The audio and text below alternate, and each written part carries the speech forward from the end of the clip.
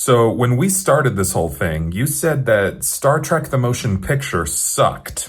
Care to elaborate? Yeah, I was being insanely brief because I didn't know our conversation would become what it has. But the truth is, it's unfair to say that it sucks. It's more fair to say that it's so imbalanced that it's frustrating. The visuals and the score are incredible, but the plot is a slow burn, mostly bereft of anything truly eventful. Why do you think it happened that way? Easily the biggest reason is just way too many cooks in the kitchen. Gene Roddenberry, as revered as he is for having created Star Trek, was never and still isn't seen as any kind of Hollywood genius or anything. Everyone around him saw him as a brilliant idealist, but when it came to executing those ideas in the real world, Roddenberry was usually in for a fight, whether with the suits or with his fellow creatives. Almost every idea was a battleground. Ugh, that sounds like a recipe for a lot of delays. Is that why the movie came out so long after the series ended? Mostly, yeah, but there's more. The first pitch for the film actually came while season 2 of TOS was airing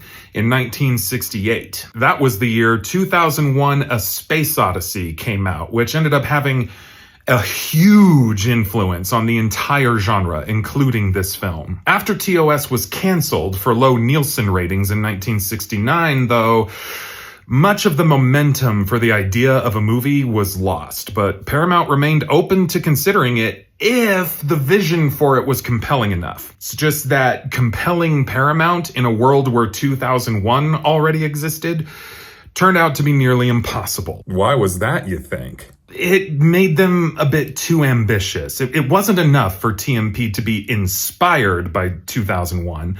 Paramount wanted Star Trek to contend with it and hold its own. But remember, TOS was basically a Western dramedy set in outer space. No one could agree on how to translate that into an epic, high-concept, cinematic masterpiece. So, after a few years of struggling back and forth, Paramount decided it wasn't worth it and punted Star Trek back to the television department on a much smaller budget.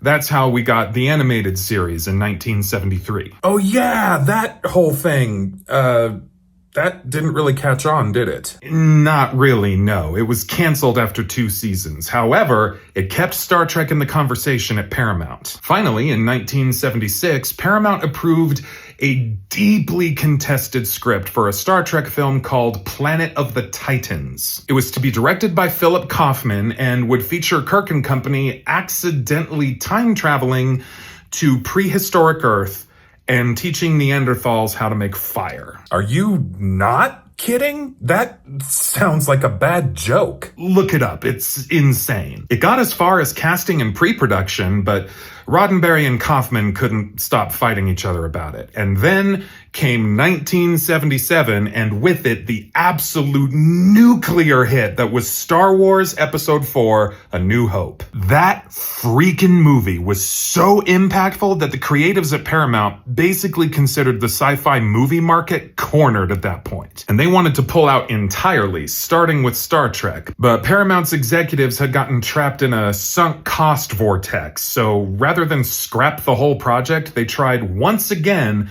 to convert it into a new TV show called Star Trek Phase 2. Oh my god, it just keeps going round and round.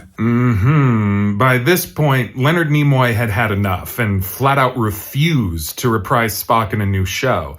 This left the crew of USS Enterprise in need of a new first officer, so a new character was created. Commander Willard Decker, made to be the son of Commodore Matt Decker from the TOS episode The Doomsday Machine. To help ground the character as quickly as possible, they also created a love interest for him in the form of a Dalton woman named Ilea. The pilot for Phase 2 was called In Thy Image and would feature a 20th century NASA probe returning to Earth after 3 centuries in deep space. The script was sent for approval to a particular executive at Paramount by the name of Michael Eisner. Wait, isn't that... Yeah, he'd eventually go on to become the CEO of the Walt Disney Company. That's him. Crazy. Anyway, Eisner loved the script so much, he said it would make a killer film had George Lucas not ruined the market for everyone else. However, around that same time, another revolutionary sci-fi film called Close Encounters of the Third Kind hit theaters and took the box office by storm, proving that audiences still had an appetite for the deeper, weirder corners of sci-fi, even though Star Wars was omnipresent. So just as Star Wars had made Paramount want to disappear, Close Encounters inspired them to come back with a vengeance. So they turned the project back into a film. Yep. Keeping the story of In Thy Name from Phase 2 and rechristening it as simply Star Trek the Motion Picture. They went all in this time and even booked Robert Wise as director, famous for his work on household name films like West Side Story, The Sound of Music, and Citizen Kane. Holy crap. Okay, that is some clout right there. And of course, once Leonard Nimoy heard the film was back on, he agreed to reprise Spock, but they still wanted to keep the new characters, so they wrote in a whole subplot where Spock is studying Kolinar on Vulcan, and Decker is the captain of Enterprise, but gets usurped when Admiral Kirk takes over, temporarily demoting him back to first officer. Then they kill off the new science officer in a transporter accident, making Decker double as science officer until Spock returns to assume that post. Spoiler alert, Decker and Ilia both die in the end, after which Spock is recommissioned under the rank of captain and assumes command of Enterprise. Holy balls, what a tangled up roller coaster. What year did the film finally release? 1979, and when it did, the whole world sat up and said, huh. You're kidding. All that for just a huh.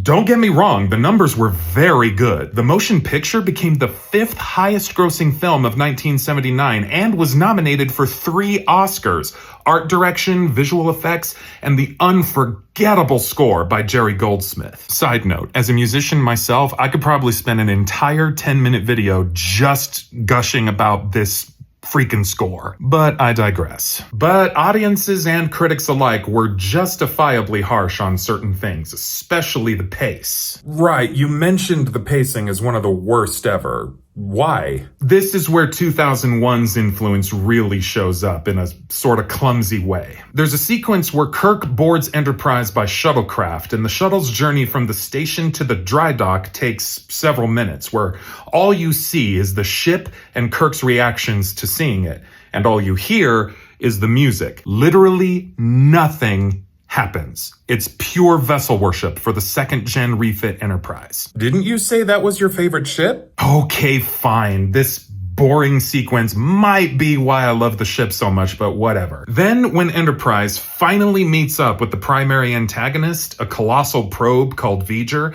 it turns out that V'ger's vessel is impossibly huge. The canonical dimensions are contested to this day, but the ship itself has 6 million times the mass of Enterprise and sits at the center of an artificial nebula that has a diameter of at least 2 AU, or about 186 million miles. Christ! Also, the scanners don't work because reasons. So to learn anything about this monolith as they fly over and into it, the crew have to just stare at it. And they do, for 12 minutes. We just see Enterprise moving against the backdrop of V'ger, and all the characters just stare at the view screen for 12 freaking minutes. Jeez, and this is after the action-packed thrill ride that was Star Wars? Yeah, it wasn't great. And on that note, there's almost zero action in this entire film. No real combat of any kind.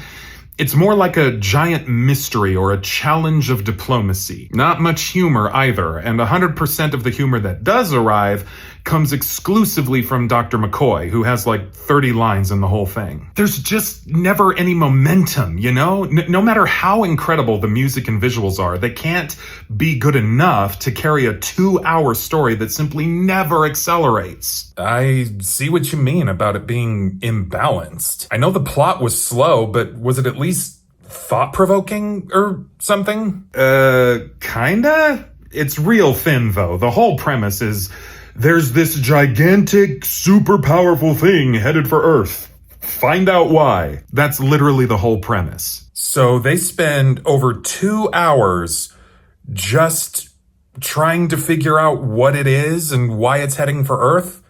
That's it? Yeah, I think Eisner got that one wrong. It sounds like it would have worked a lot better as a TV pilot. Agreed, but again, and I can't stress this enough, the visuals and music do absolutely slap. It's worth seeing at least once just for those. Well, now I gotta hear how Nicholas Meyer landed the rebound with the second film. Dude, The Wrath of Khan is required viewing, period. And I'm only too happy to explain why.